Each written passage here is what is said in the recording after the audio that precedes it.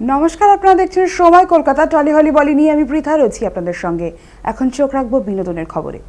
প্রায় 2 দশক ধরে ভারতীয় সঙ্গীত জগতে অন্যতম জনপ্রিয় কণ্ঠ শ্রেয়া ঘোষাল। তবে সম্প্রতি এক পডকাস্টে তিনি বলিউডের সঙ্গীত শিল্পে নারী শিল্পীদের কম প্রতিনিধিত্ব নিয়ে উদ্বেগ প্রকাশ করেছেন।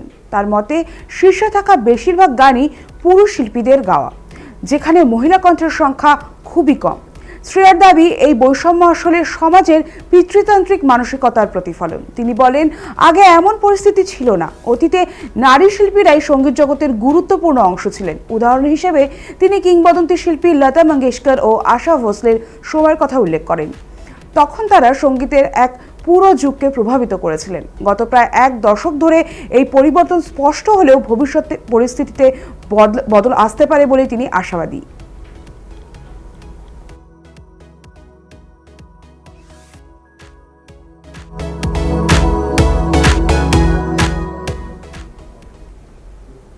আট ঘন্টার বেশি কাজ করবেন না জানানোর পর থেকে কটাক্ষের মুখে পড়েছেন দীপিকা পাড়ুকোন। শুটিং করার আগে একাধিক শর্ত দিয়ে নাকি কাজও হারিয়েছেন তিনি। 8 ঘন্টার কাজের দাবি করে সন্দীপ রেড্ডি ভাঙ্গার স্পিরিট থেকে প্রথম বাদ পড়েন দীপিকা। এরপরে কলকি ছবির সিকুয়েল থেকেও বাদ পড়েন তিনি। মা হওয়ার পরেই এমন নানা শর্ত দিয়েছেন দীপিকা। বিষয়টি নিয়ে বিস্তর আলোচনা হচ্ছে বলিউডে। ঘেরাইয়া ছবিতে দীপিকার সঙ্গে অভিনয় করেছিলেন অনন্যা পাণ্ডেও। তখনও মা হননি দীপিকা। সেই সময় শর্ত দেওয়ার মতো কোনো বিষয়ই ছিল না, জানান অনন্যা। দুয়ার জন্মের পর থেকে বদল এসেছে তার মধ্যে। অনন্যা বলেন, এখনো মা হয়েছে, বাচ্চাকে 2 বছর তো অন্তত ওকে সময় দিতে হবে। দীপিকার সিদ্ধান্তকে সমর্থন করেছেন অনন্যা।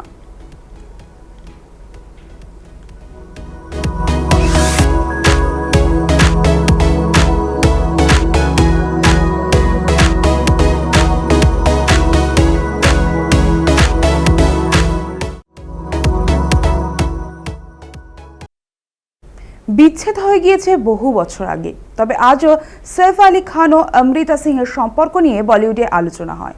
বয়সে সৈফের চেয়ে 13 বছরের বড় ছিলেন অমৃতা। সোমবার 69 বছর পূর্ণ হলো অমৃতার। 2004 সালে সৈফের সঙ্গে বিচ্ছেদ হয়ে যায় অভিনেত্রীর। তারপর থেকে একাই কন্যা সারা আলী খান ও ইব্রাহিম আলী খানকে বড় করে তুলেছেন তিনি। 2004 সালে বিবাহ বিচ্ছেদের পরে অমৃতাকে 5 কোটি টাকার খোরপোশ দিয়েছিলেন সৈফ আলী খান। 2005 সালের এক সাক্ষাৎকারে অভিনেতা জানিয়েছিলেন, তিনি 2.5 কোটি টাকা খোরপোশ দিয়ে দিয়েছেন অমৃতাকে, বাকিটাও দিয়ে দেবেন। বর্তমানে অমৃতা 50 থেকে 60 কোটি টাকার সম্পত্তির মালকিন বলে শোনা যায়। অভিনয় জগৎ থেকে সরে গেলেও বরাবর বিলাসবহুল জীবনযাপন করেছেন তিনি।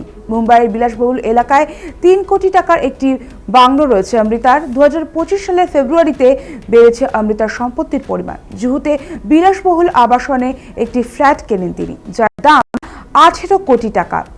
একটি খামার বাড়িও রয়েছে প্রাক্তন অভিনেত্রীর, যার দাম 2 কোটি টাকার মতো।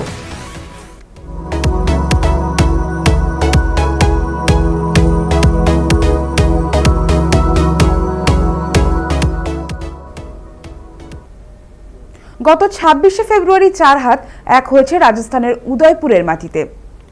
বিজয় দেবরকোন্ডা এবং রশ্মিকা মন্দানার বিয়ের গ্র্যান্ড সেলিব্রেশন সেরেছেন তারা। ভক্তদের সঙ্গে দেখা করে তাদের বিয়ের ভোজ খাইয়েছেন তারা। কিন্তু সেসব থেকে বাদ পড়ে গিয়েছেন তাদের এক একনিষ্ঠ ভক্ত। আর তাই পছন্দের তারকা জুটির কাছে সরাসরি অভিযোগ জানিয়েছেন তিনি।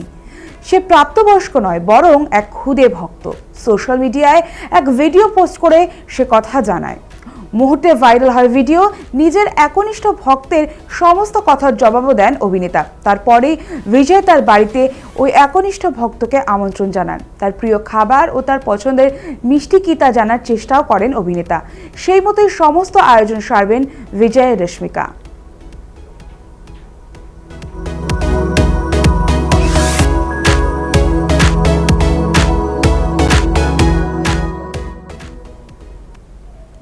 বিয়ের 15 বছর পূর্তি উপলক্ষে স্ত্রীকে বিশেষ চমক দিলেন দক্ষিণী অভিনেতা আল্লু অর্জুন।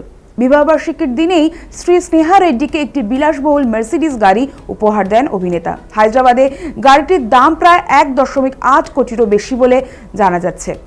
একটি ভাইরাল ভিডিও দেখা যায় অর্জুন ও তার বাবা আল্লু অরবিন্দ স্নেহার হাতে গাড়ির চাবি তুলে দিচ্ছেন। নতুন গাড়ি দেখে স্পষ্টই আবেগপ্লুত হয়ে পড়েন স্নেহা। আনন্দে স্বামীকে চুম্বন করেন এবং শ্বশুরকেও জড়িয়ে ধরেন তিনি। অন্যদিকে সমাজ মাধ্যমে স্বামীর সঙ্গে 15 বছরের দাম্পত্য জীবনের স্মৃতি ও ভালোবাসার কথা জানাতে ভোলেননি স্নেহা। একই দিনে অভিনেতার ভাই আল্লু শিরিশের বিয়ের আনন্দেও মেতে ওঠে গোটা পরিবার।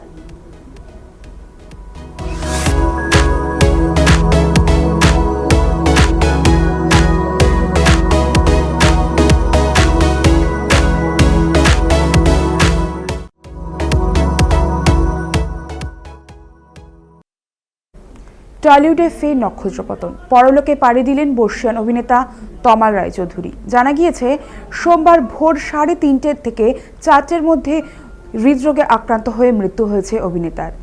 তার প্রয়াণে টলিপাড়ায় নেমেছে শোকের ছায়া। বিকেল 4টে টেকনিশিয়ান স্টুডিওতে নিয়ে যাওয়া হবে অভিনেতার মরদেহ। সেখানে তাকে শেষ শ্রদ্ধা জানাবেন সহকর্মীরা। সোমবার সকালে সোশ্যাল মিডিয়ায় দুঃসংবাদ জানান অভিনেতা দেবদূত ঘোষ। দিন কয়েক ধরে শারীরিক নানা অসুস্থতার মধ্যে দিয়ে যাচ্ছিলেন তিনি। সে কারণে খুব একটা তাকে পর্দায় দেখা যায়নি। সিনেমা, ধারাবাহিক কিংবা নাটকের মঞ্চেও দেখা যাচ্ছিল না। তবে এমন দুঃসংবাদে যেন টলিপাড়ায় নেমে এসেছে বিষণ্ণতা।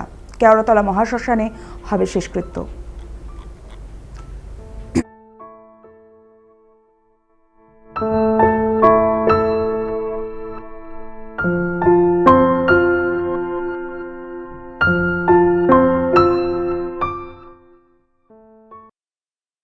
টলি হলি বলি এখনকার মতো এই পর্যন্তই। বিনোদনের অন্য সমস্ত খবর পেতে চোখ রাখুন সময় কলকাতায়। সময় বলবে সময়ের কথা।